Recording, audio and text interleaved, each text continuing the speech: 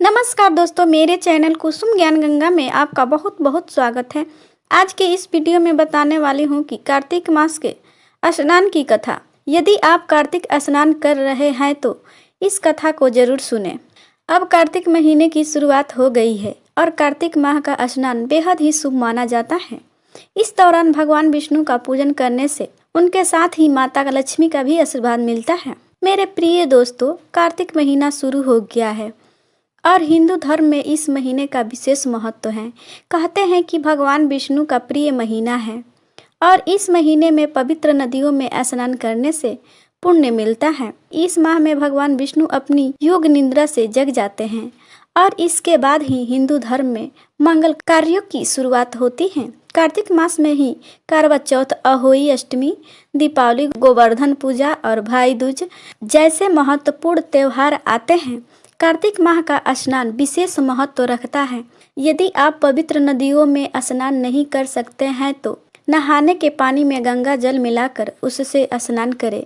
जो व्यक्ति कार्तिक स्नान करता है उसे पुण्य फल प्राप्त होता है। साथ ही इस दौरान स्नान के बाद पूजा करनी चाहिए और फिर कथा भी सुननी चाहिए। तो चलिए कार्तिक मास की कथा सुनाती हूँ। सबसे पहले आपसे निवेदन है कि वीडियो अगर अच्छी लगती है तो वीडियो को लाइक और चैनल को सब्सक्राइब जरूर कीजिएगा, क्योंकि आपके एक लाइक और सब्सक्राइब से मुझे मोटिवेशन मिलता है। एक नगर में पति और पत्नी रहते थे।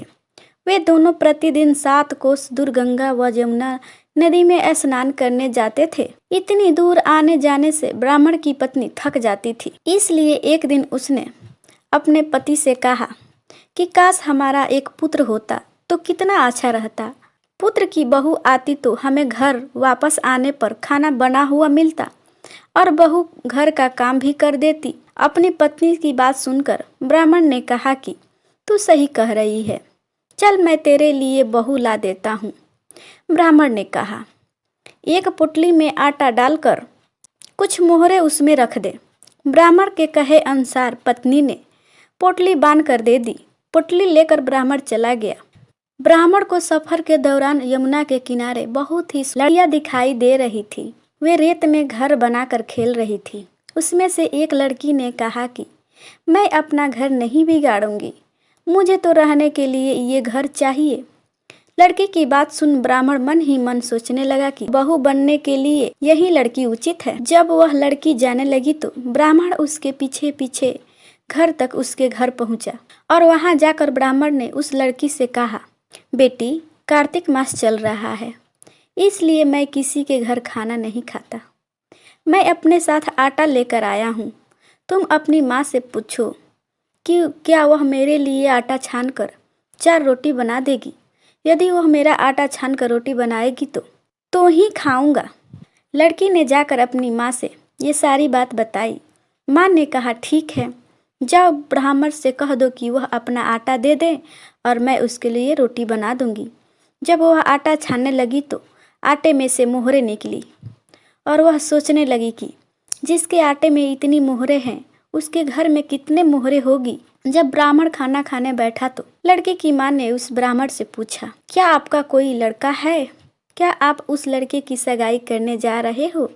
यह सुनकर ब्राह्मण ने कहा कि मेरा लड़का तो काशी में पढ़ने गया हुआ है, लेकिन यदि तुम कहो तो खांड कटोरे से विवाह करके तुम्हारी बेटी को अपने साथ ले जाऊं। इस पर लड़की की माँ ने लड़की की खांड कटोरे से शादी करके उस ब्राह्मण के साथ भेज दिया। ब्राह्मण ने घर आकर कहा, रामू की माँ, दरवाजा खोल कर देखो, मैं तेरे लिए बहू लाया हूँ। ब्राह्मण की पत्नी भीतर से ही बोली, हमारे तो कोई बेटा नहीं है तो बहू कहाँ से लाए? दुनिया ताने मारती थी, अब आप भी ताने मारने लगे।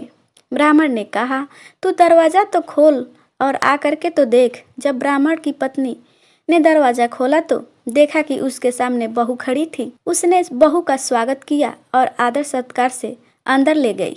अब जब ब्राह्मण अपनी पत्नी के साथ नदी स्नान करने जाता तो पीछे से बहू घर का सारा काम करके खाना बना कर रखती थी। वह उसके कपड़े धोती और रात को हाथ पैर भी दबाती थी। इस तरह बहुत दिन बीत गए। ब्राह्मण ने अपने बहू से कहा कि बहू, कभी भी चूल्हे की आग मत बुझने देना और मटके का पानी खत्म मत होने देना। परंतु एक दिन चूल्हे की आग बुझ गई। यह देखकर बहू घबरा गई और भागी भागी अपनी पड़ोसन के पास गई और कहा कि मेरे चूल्हे की आग बुझ गई है, मुझे थोड़ी आग चाहिए।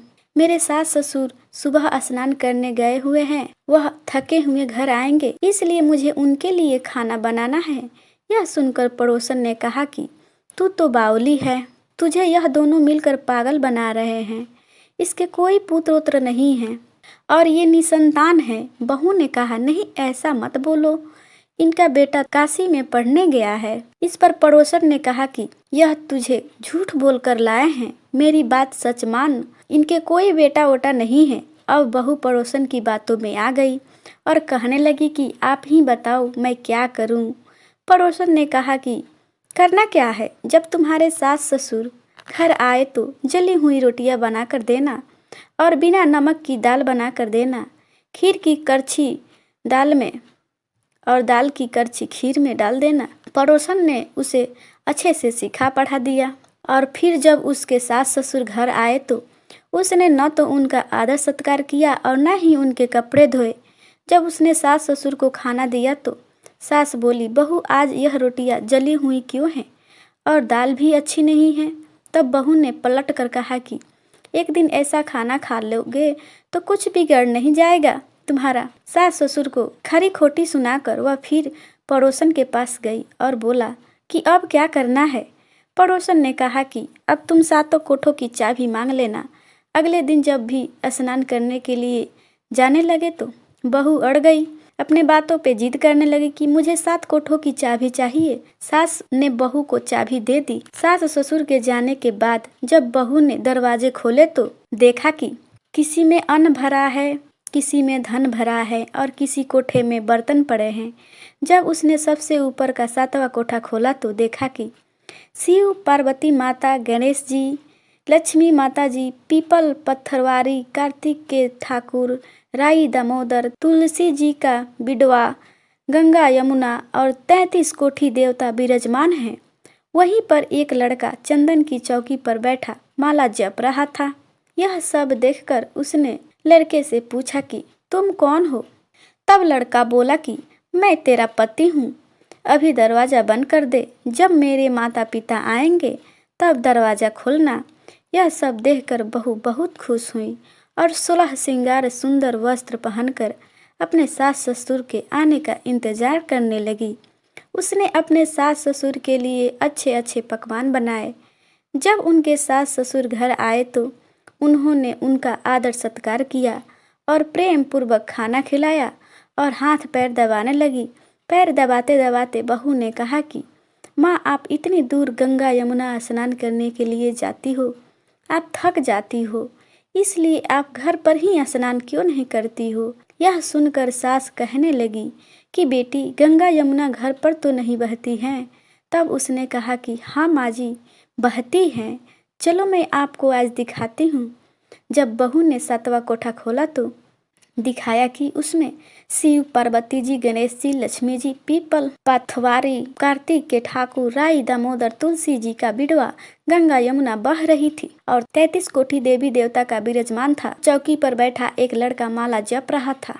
माँ ने उसे देखकर कहा, बेटा तू कौन है। लड़का बोला, माँ मैं तेरा बेटा हूँ। तब ब्राह्मण ने पूछा कि तू कहाँ से आया है। लड़के ने जवाब दिया, मुझे कार्तिकेय ने भेजा है माँ। माँ ने कहा, बेटा यह संसार कैसे मानेगा कि तू मेरा बेटा है। माँ ने कुछ विद्वान पंडितों से मदद मांगी। पंडितों ने कहा, इस पार बहू बेटा खड़े हो जाए और उस पार माँ खड़ी हो जाए। माँ के चमड़े की अंगिया पहनी हो, छाती में से दूध की धार निकालकर बेटे की दाढ़ी मूछ भीगे और पवन पानी से गठ जोड़ा बंधे, तब मानेंगे कि यह इस माँ के ही बेटा है। उसने ऐसा ही किया। चमड़े की अगिया फट गई और छाती में से दूध की धार निकलकर बेटे की दाढ़ी मूछ भीग गई। पवन पानी से बहू बेटे का गठ जोड़ बंध गया। यह सब देखकर ब्राह्मण और उसकी पत्नी की खुशी का ठिकाना न रहा। जिससे ब्राह्मण और ब्राह्मणी को बहू बेटा दिया, वैसे सबको देना। कहते हैं कि इस कथा को पढ़ने से मनुष्य की सभी मनोकामनाएं पूर्ण होती हैं। थैंक यू दोस्तों।